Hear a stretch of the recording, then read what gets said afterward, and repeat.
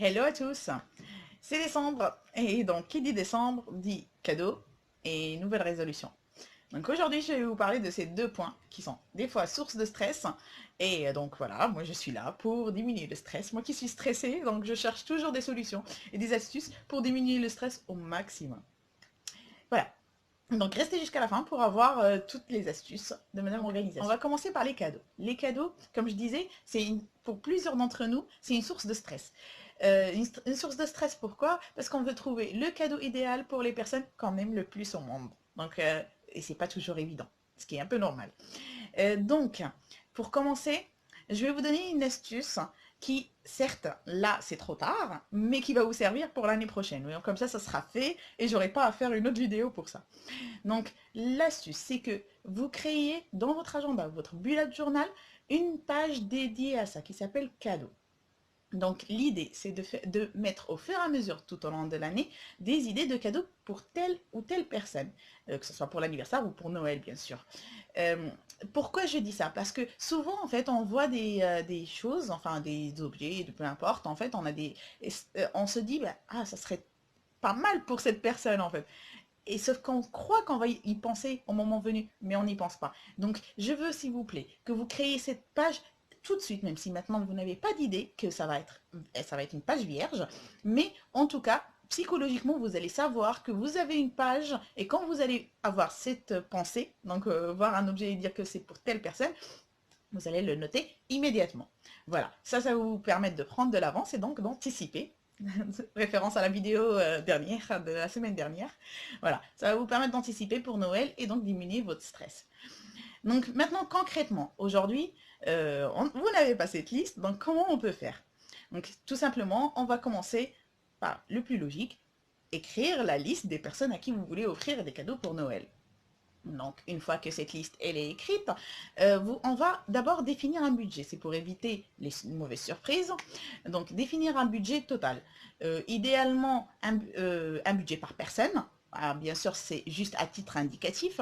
Après, une fois que les achats sont faits, vous pouvez déduire. Et voilà, l'important, c'est que la somme totale, elle ne dépasse pas voilà, votre estimation, enfin votre capacité en tout cas d'achat.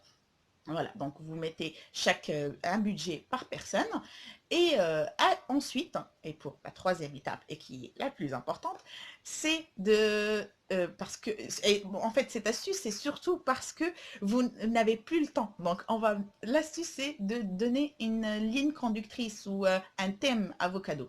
Vous pouvez, soit, ben, je donne des exemples de cadeaux, vous pouvez choisir par exemple je veux que cette année, je veux acheter que des cadeaux éthiques ou écolos, high-tech, ou des cadeaux que fait main, fait par moi-même, des die.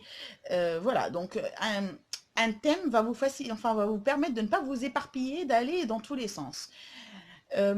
Tout ça, toutes les trois étapes que je viens de citer, ils prennent moins de 2 minutes. Donc ça fait partie des choses qu'on fait tout de suite. Donc une fois que c'est fait, c'est un passage à l'action. Ça va vous permettre, en fait, ça va vous motiver et pour le faire maintenant et pour éviter d'être le 23 décembre en train de courir partout dans les magasins.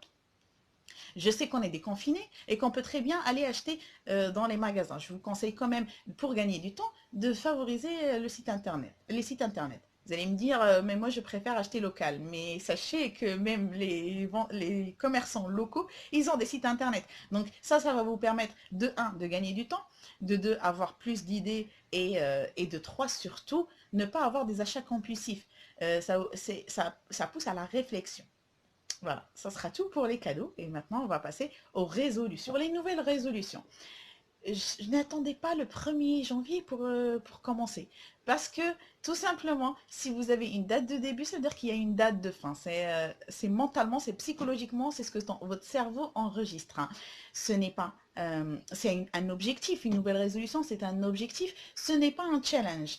Il faut que vous l'acceptiez et que vous le rentrez dans vos têtes en fait. Donc, si, comme je disais, c'est un objectif. Si c'est un objectif, il faut qu'il soit donc smart. Smart, vous avez sûrement souvent entendu parler de ça. Donc, il doit être spécifique, mesurable, atteignable, réaliste et temporellement défini.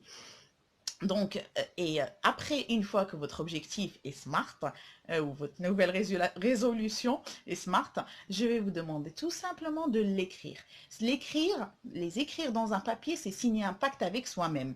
C'est très important. Si vous considérez que vous n'êtes pas capable quand même, même si vous avez signé un pacte avec vous-même, de le faire, dans ce cas, parlez-en le plus possible autour de vous. Parce que plus on en parle autour de nous, plus en fait, on a cette image, on ne veut pas donner une image de personne qui n'atteint pas ses objectifs, qui ne fait pas ce qu'elle dit. Donc voilà, plus on en parle, plus on le fait. Voilà, ça sera tout pour moi, pour les résolutions et pour les cadeaux. J'espère que mes conseils ou mes astuces vous ont plu.